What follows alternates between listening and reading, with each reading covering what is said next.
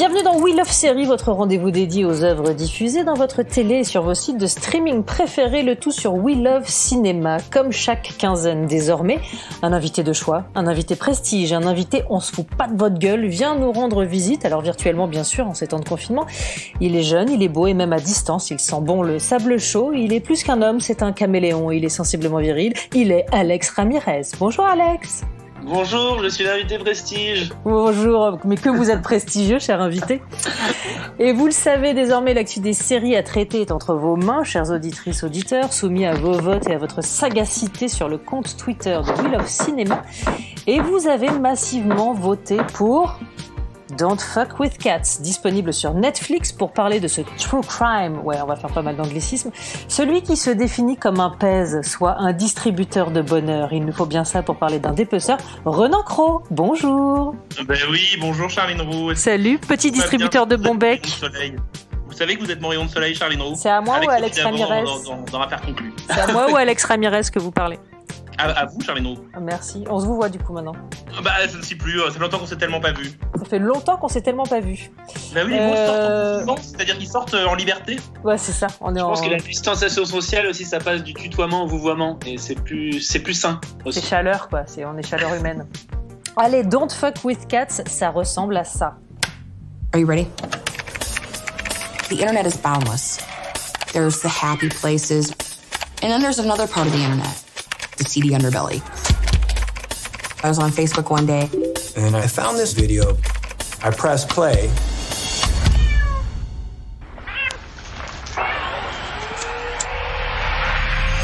It was the worst video I've ever seen. Don't Fuck With Cats, une série docu en 3 épisodes, signée Mark Lewis, qui débute avec une dénommée Diana Thompson, data analyst dans un casino de Las Vegas, comme tout un chacun, et John Green, un homme vivant à Los Angeles. Les deux tombent en 2010 sur une vidéo devenue virale sur Facebook, One Boy, Two Kittens, une horreur absolue dans laquelle le boy du titre fait subir des atrocités aux 10 chatons. John et Diana, sous le nom de Booty Movin', j'adore ce pseudo, fondent un groupe Facebook destiné à traquer le zinzin dont on connaît le sinistre nom désormais Luca Magnotta, le célèbre dépeceur de Montréal, le bourreau de Jin Lun. Alors l'histoire est complètement dingue. Première chose à signaler pour Netflix, quand dans un moteur de recherche on associe fuck, cats et internet, c'est banco déjà. On est sûr d'avoir sa série répertoriée, je crois. C'est plutôt un good move. Une série documentaire, Renan, dont on pourrait dire quand la réalité dépasse la fiction. Oui, une série documentaire surtout qui fait un peu flipper sur nos auditeurs. C'est-à-dire que si les auditeurs ont envie qu'on parle de gens qui torturent des chats, je crois que ça cible bien notre émission et ça cible bien les auditeurs. Alors, si je peux défendre nos auditeurs chéris, cher Renan, le choix était entre Don't Fuck With Cats et le Royaume des Fauves. Donc, bon, en termes de psychopathe, est-ce que, voilà, c'est c'était psycho, tout à fait.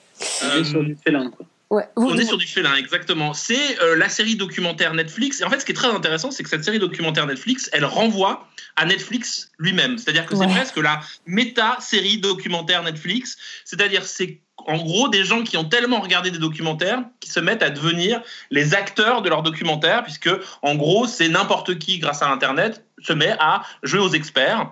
Alors là, c'est les experts et les chatons, effectivement. Et donc, il y a un truc assez rigolo sur la série, c'est que petit à petit, en gros, le premier personnage qu'on voit, c'est vraiment n'importe qui. Et cette femme, en fait, va devenir une sorte d'enquêtrice, mais de chez elle. Et donc, forcément, pour nous qui regardons Netflix, ça nous donne envie de faire la même chose. Et alors, ça pose, tout au long des 3 épisodes, un dilemme qui est assez dingue et à rebours, les 10 enquêteurs du net en parlent. C'est qu'ils n'arrivent pas trop à savoir si en fait ils ont joué le rôle de lanceur d'alerte en essayant de prévenir les autorités du fait que ce type complètement zinzin allait forcément passer à autre chose vu comment il maltraitait les chatons, ou si le fait d'en parler a alimenté une quelconque mégalomanie chez ce mec-là et que c'est peut-être eux qui l'ont poussé à agir à plus grande échelle ou à plus grand format. Ce qui est très intéressant aussi, c'est qu'au fond, tous ces documentaires Netflix, donc que ce soit celui-ci, Tiger King, effectivement, il y a aussi eu le petit Grégory, passent leur temps à mettre en abîme leur propre fonctionnement. C'est-à-dire, on a des gens qui se demandent si le fait de parler de quelque chose ne va pas aggraver les choses. Dans le petit Grégory, par exemple, formidable série documentaire sur l'affaire du petit Grégory. En permanence, la fiction nous dit « Regardez comme c'est horrible ce qu'on a fait à ces gens, on les a exposés. » Et vous êtes chez vous en train de regarder la série, en train de vous dire « Mais je suis en train de faire exactement ce que la série me reproche. » Et j'ai l'impression que Netflix passe son temps, en fait, avec le documentaire, à nous interroger sur la place de la fiction, notre rôle là-dedans. Parce que dans Fuck with Cats, c'est en gros des gens qui se prennent pour des acteurs de fiction. Ils se prennent pour des enquêteurs et qui se retrouvent confrontés à une réalité qui va les dépasser.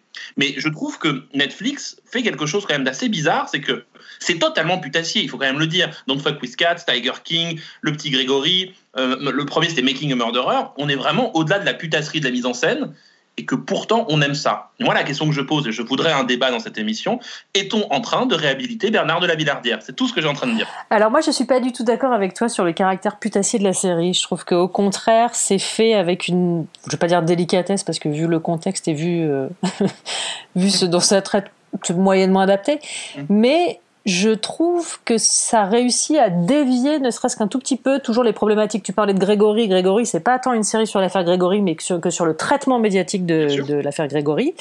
Là, la manière dont Don't Fuck with Cats est traité, c'est pas sur le fait divers Luca Magnotta, c'est-à-dire c'est pas comment est-ce qu'il est passé à l'acte, cette histoire horrible de dépeceurs, c'est comment des kidams moyens ont réussi, grâce aux outils qu'ils avaient à domicile, à traquer, parce que les scènes, c'est anti-spectaculaire au possible, c'est-à-dire c'est quand même des gens derrière un ordinateur qui montrent comment ils ont fait pour traquer le mec. C'est-à-dire c'est quand même une ode à Google Maps, c'est-à-dire que la moindre vidéo envoyée est analysée, c'est-à-dire qu'il y a une espèce de côté, les experts à portée de main. Et en fait, je trouve que la problématique se balance plutôt de ce côté-là que sur le fait div en lui-même et sur le traitement du fait div. Ça pose aussi la question de la responsabilité individuelle. C'est-à-dire, tu vois passer des images tout le temps, qu'est-ce que t'en fais ? Oui, mais c'est aussi la question du règne de l'image. C'est qu'au fond, que ce soit Grégory, que ce soit Making a Murderer, Don't Fuck with Cats, qui sont quand même des titres très bizarres à dire, ou aussi, évidemment, Tiger King, c'est l'auto-mise en scène et la mise en scène de soi. Et au fond, ça correspond aussi à une société où les gens se filment en permanence et se mettent en scène en permanence. Je crois que nous avons parmi nous quelqu'un qui a travaillé sur YouTube et qui fait des vidéos. C'est ça, cette question-là. Oui, mais qui ne maltraite jamais les chatons. Alex, tu confirmes que tu maltraites pas les chatons ? Non, c'est eux qui ont un problème avec moi, je crois. Hein. C'est les chats qui ont un problème avec moi. Non, mais on va dire, si je dois ramener ça à moi, c'est qu'il y a toujours une notion de fiction et surtout une notion de mise en scène et de direction pseudo-artistique qui, je trouve, moins présente dans ce genre de documentaire et qui me rebute de prime abord, moi, personnellement. Ouais, c'est assez sec. Tu veux dire que ça manque de... c'est pas passé par une direction une direction artistique pas forcément où j'ai l'impression que c'est de toute façon Netflix a une espèce de charte aussi visuelle et une charte dans ce qu'il veut raconter, donc on aime se distancier avec ces espèces de grands monstres, et le fait de savoir qu'ils sont réels nous rassure nous dans notre canapé en se disant le monde est si hostile dehors. Et puis là surtout c'est un monstre qui est à portée de clic, puisqu'il y a un jeu de chat et la souris qui s'enclenche entre le groupe Facebook et le type en question, qui est assez dingue. Moi je sais qu'au fur et à mesure des épisodes je me suis dit mais c'est pas possible, parce qu'il y a aussi ce truc de ces enquêteurs de Facebook qui ne sont pas écoutés par la police.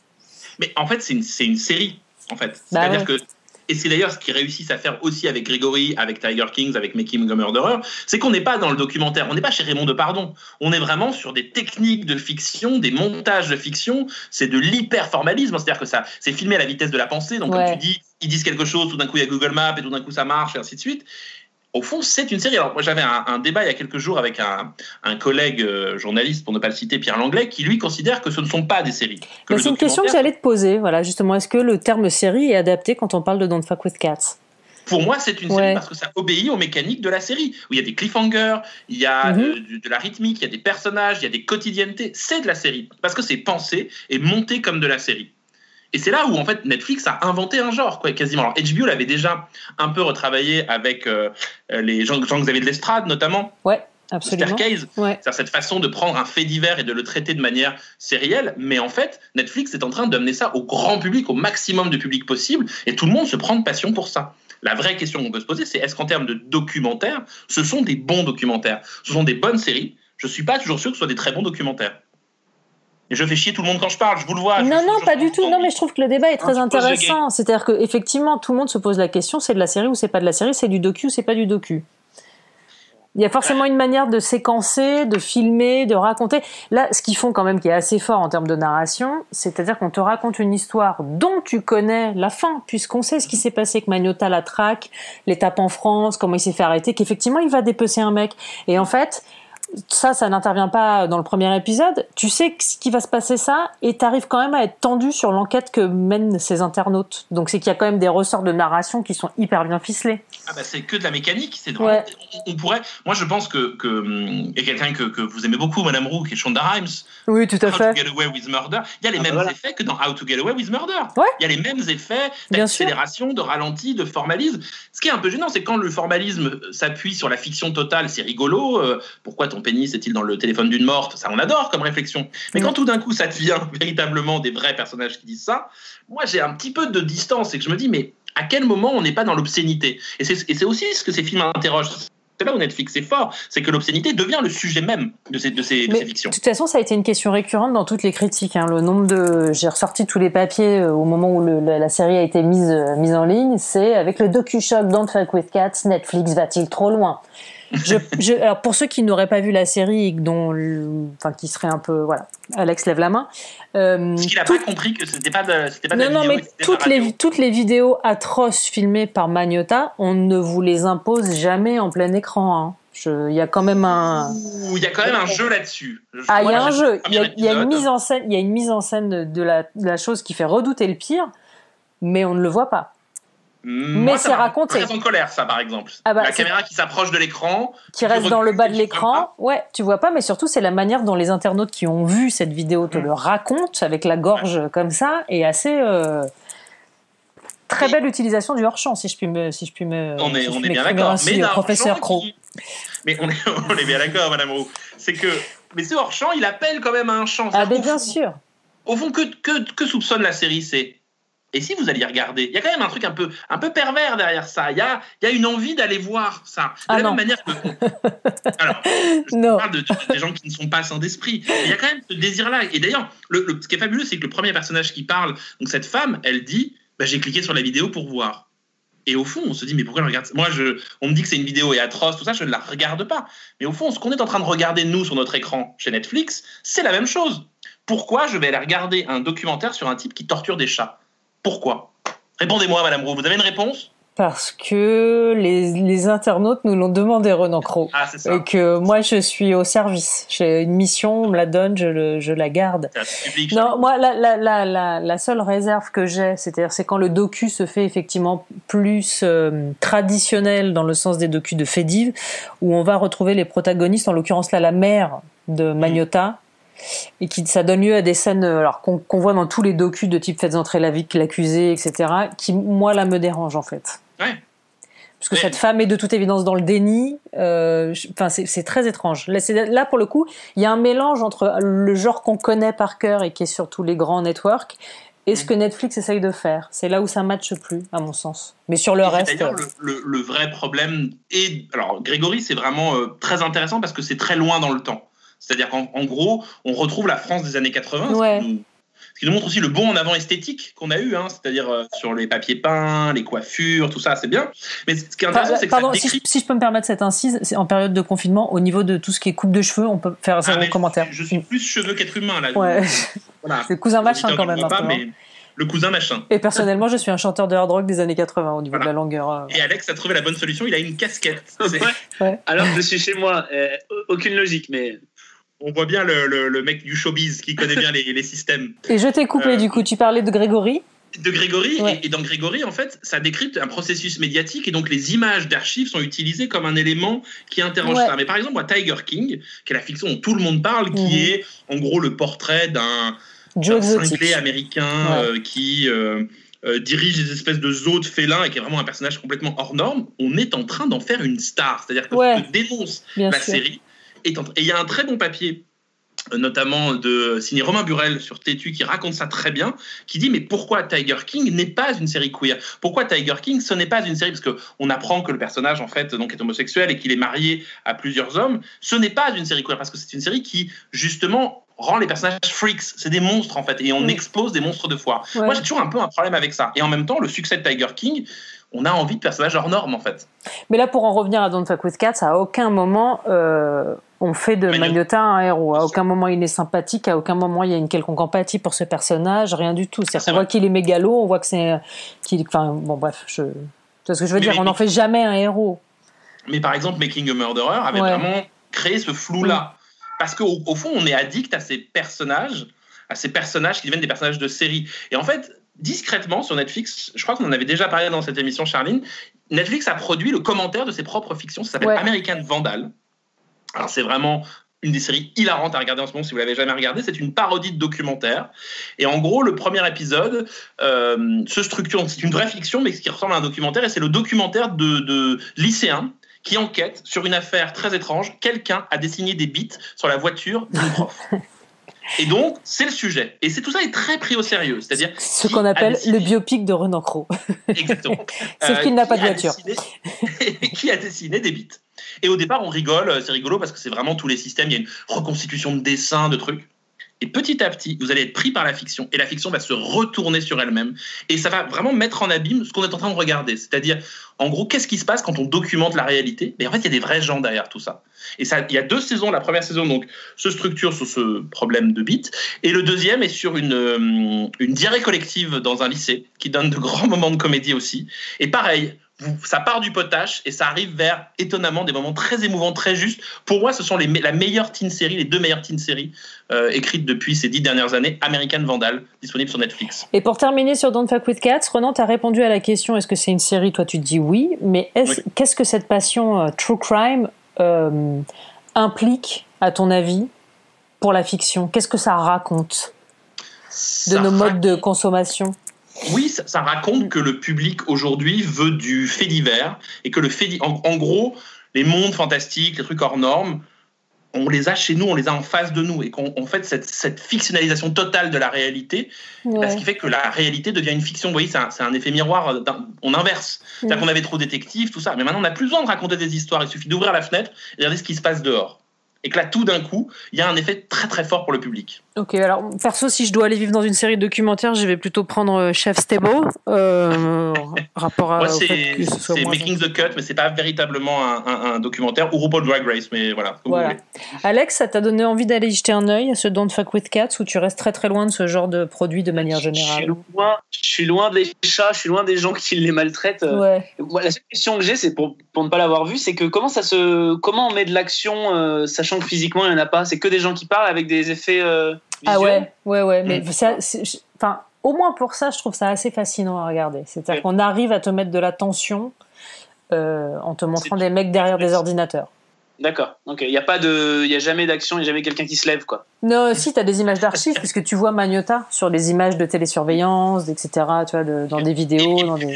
Les conversations avec les personnages sont mises en scène comme des conversations. C'est-à-dire qu'il y a un interlocuteur et on voit presque les coulisses du tournage, ce qui crée un effet de distance. On n'est pas sur du fast cam uniquement. C'est vraiment... la série va à la vitesse de la pensée. C'est-à-dire qu'on pense à la vitesse des personnages, ce qui est évidemment hyper séduisant. C'est une série réalité, quoi. Ouais. A true crime. J'adore cette expression. Bon, en tout cas, Don't Fuck With Cats, c'est sur Netflix et je vous laisse tous aller vous faire votre propre avis, à condition de ne pas être trop fragile. On va passer maintenant au choix de notre invité prestige, puisque tel est son nom.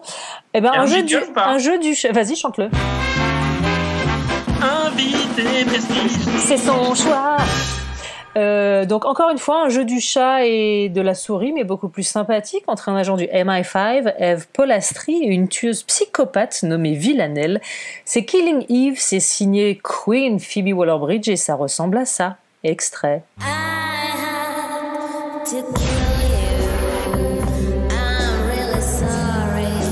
I know you are an extraordinary person, exceptionally bright, determined. I know something happened to you. I know you're a psychopath.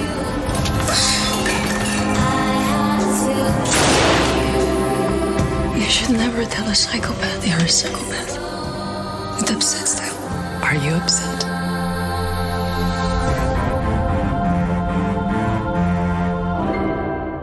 Je précise que la saison 3 est actuellement sur Canal+, et que nous nous engageons par cette émission à ne dévoiler, ça n'existe pas, à ne dévoiler aucun spoiler sur la dite saison. Rien, j'ai pas commencé la saison 3, donc commencez pas. Alors Alex, il y a 3 questions qu'on compte faire devenir récurrentes dans cette émission. Killing Eve.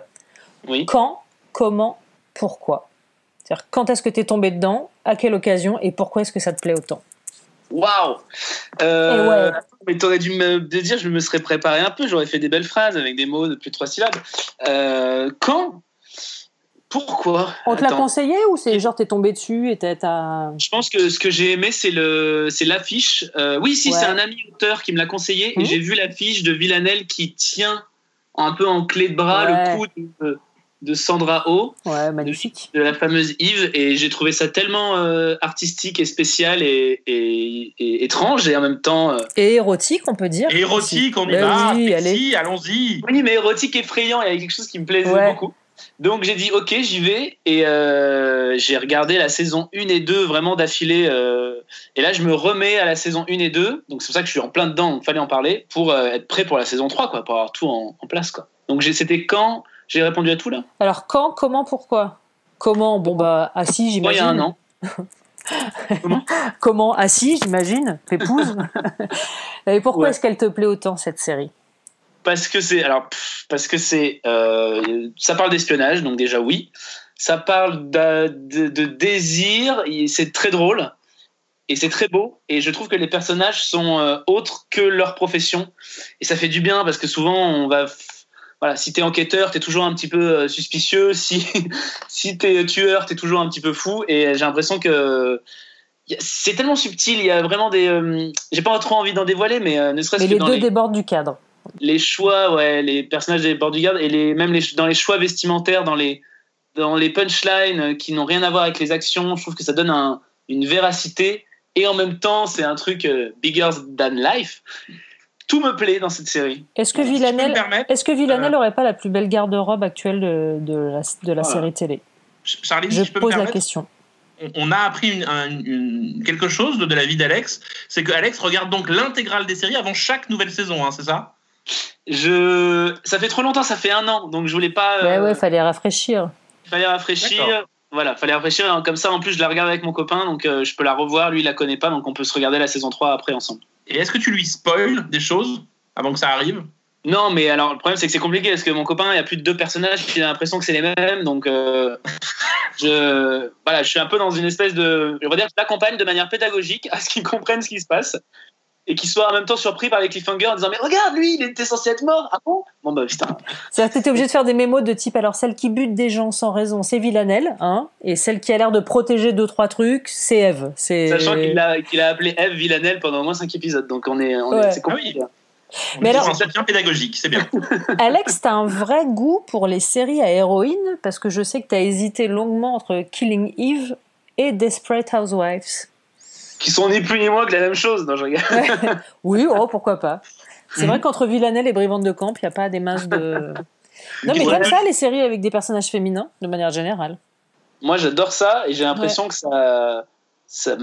maintenant, il y a plus de dimensions. J'ai l'impression que, je sais pas, il y a plus de couches, on peut plus jouer avec, justement, le quotidien d'une femme qui peut être déjà très... un vrai thriller des fois, je trouve, de base. Il y a tellement des tenants et des aboutissants que moi, en tant qu'homme cis, je n'ai pas, et où la moindre sortie peut devenir un combat.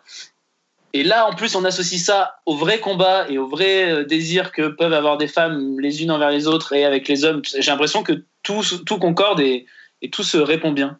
Mais votre excellent spectacle, Alex Ramirez, qui s'appelle Sensiblement viril, on pourrait dire que Killing Eve, c'est quoi? C'est virilement féminine? C'est... Je sens que Charline Roux acquiesce sur cette question. Ouais, évidemment. C'est une question Morandini, c'est une question Ruquier. C'est une question Crow. Merci. Ouais. Le sous-texte de la série, c'est virilement féminine. Ouais, dangereusement sécure.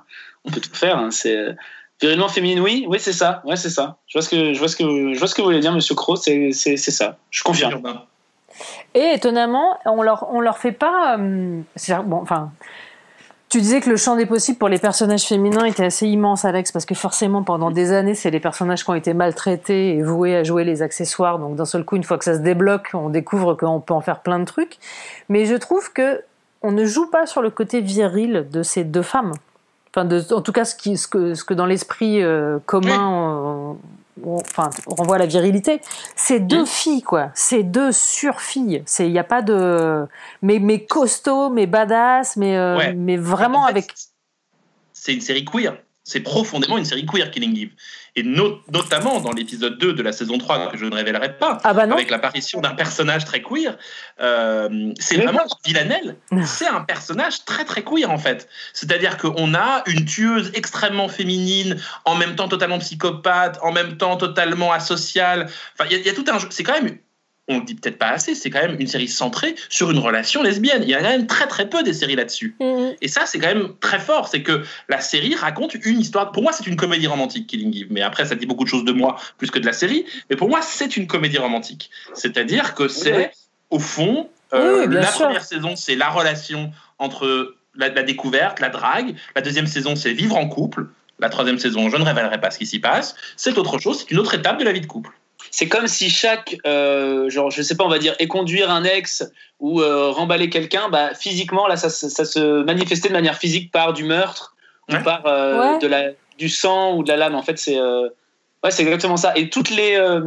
en fait, on pourrait totalement transposer ça, justement, dans une vraie comédie romantique, où les moindres doutes, finalement, dans cette série, sont montrés, mais avec perte et fracas, quoi. Et alors, puisqu'il faut faire un choix, nous sommes une émission de choix, c'est comme ça, il va falloir trancher l'un et l'autre.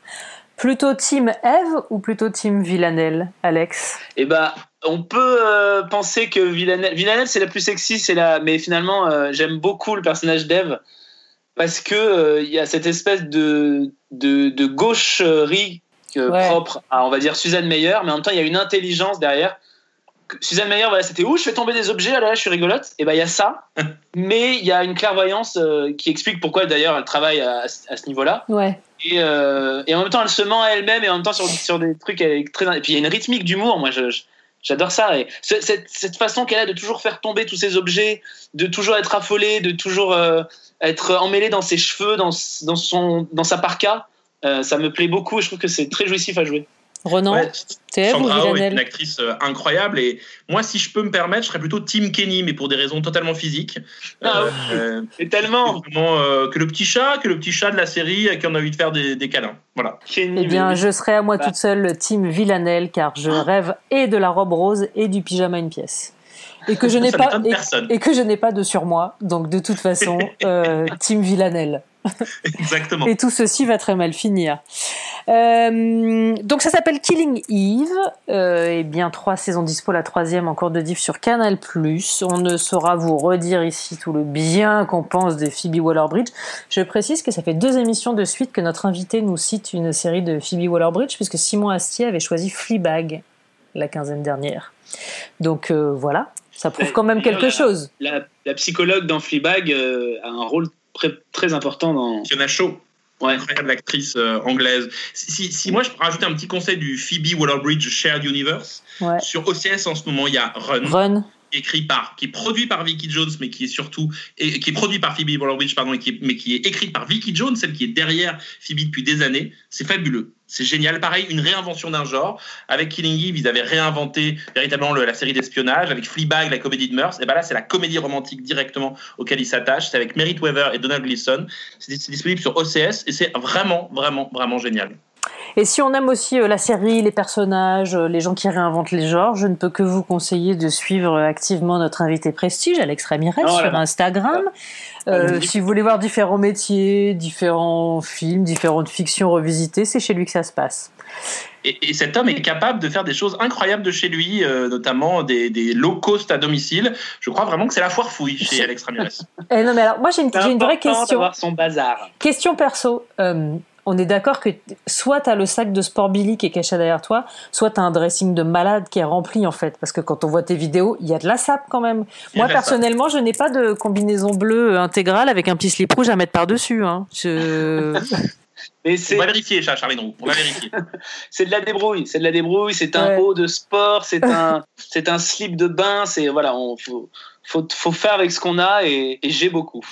Alex, tes dates de spectacle, confinement oblige, ont été repoussées. Est-ce que tu as des infos à donner à tous ceux qui nous écoutent ? Je peux d'ores et déjà vous annoncer que si tout se passe bien, si ça redevient légal de pouvoir, et à partir d'octobre, les jeudis, vendredis, samedis, je serai au Palais des Glaces à Paris. Super. Ouais, ça c'est pas mal ça. Et puis en tournée avec les dates reportées. Et puis toujours sur les réseaux sociaux avec les petites vidéos profession qui vont battre leur plein, comme on dit. Mais ruez-vous dessus. Et si vous avez l'occasion d'aller voir Alex Ramirez sur scène, foncez. En ce qui nous concerne, c'est fait, c'est absolument merveilleux. Voilà. C'est délicieux, c'est très bon. Eh bien, écoutez, We Love Série, c'est terminé. Vous pouvez donner votre avis sur Don't Fuck With Cats sur Twitter, @WeLoveCinemaFR et sur le hashtag We Love Série. Nous dire ce que vous aimeriez avant, c'était Molo Molito, le hashtag. Voilà, mais on peut changer. On est tout versatile. Vous pouvez toujours tenter sur Molo Molito. Hein. N'hésitez pas à nous dire, nous donner des séries dont vous aimeriez qu'on en débatte. Cette phrase est très compliquée et grammaticalement assez retorse, je dois dire. Mais ils vont faire quoi, les auditeurs? Ils vont rien faire, ils vont écouter, c'est tout. Si, sur Molo Molito, ça va y aller. Eh bien, à dans 2 semaines, Dissola, mais non, c'est dissolvant ou d'ici là, car Dissola n'existe pas. Bientôt la version française de ce podcast. Ouais, ou alors c'est un jeu. Vous pouvez vous-même éditer l'émission de chez vous et enlever les mots en trop. D'ici là, retrouvez We Love Série sur We Love Cinéma et tous les agrégateurs de podcasts. À dans 15 jours. Merci les garçons. Ciao. Salut, merci à toi.